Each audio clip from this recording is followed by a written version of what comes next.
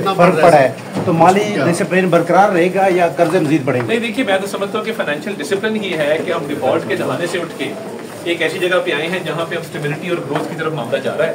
तो अल्हम्दुलिल्लाह कहाँ पे यही लोग जो अपोजिशन के थे ये शर्तें लगाते थे पाकिस्तान के डिफॉल्ट होने पे, और कहाँ अल्लाह ताला ने पाकिस्तान को इज्जत दी है कि वो इंटरेस्ट रेट से लेके तो आपकी इन्फ्लेशन तक हर चीज़ में जो है वो कमी वाक़ई हुई है और आपकी जो ओवरऑल ग्रोथ है वो इंक्रीज हुई है।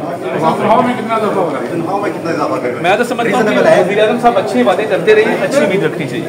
फर्क पड़ा है तो माली डिसिप्लिन बरकरार रहेगा या कर्ज मजीद बढ़ेगा? नहीं, देखिए मैं तो समझता हूँ कि फाइनेंशियल डिसिप्लिन ही है कि हम डिफॉल्ट के ज़माने से उठ के एक ऐसी जगह पे आए हैं जहाँ पे अब स्टेबिलिटी और ग्रोथ की तरफ मामला जा रहा है। तो अल्हम्दुलिल्लाह कहाँ पे यही लोग जो अपोजिशन के थे ये शर्तें लगाते थे पाकिस्तान के डिफॉल्ट होने पे, और कहाँ अल्लाह ताला ने पाकिस्तान को इज्जत दी है कि वो इंटरेस्ट रेट से लेके तो आपकी इन्फ्लेशन तक हर चीज़ में जो है वो कमी वाक़ई हुई है और आपकी जो ओवरऑल ग्रोथ है वो इंक्रीज हुई है। मैं तो समझता हूँ कि वज़ीर-ए-आज़म साहब अच्छी बातें करते रहिए, अच्छी उम्मीद रखनी चाहिए। Thank you sir.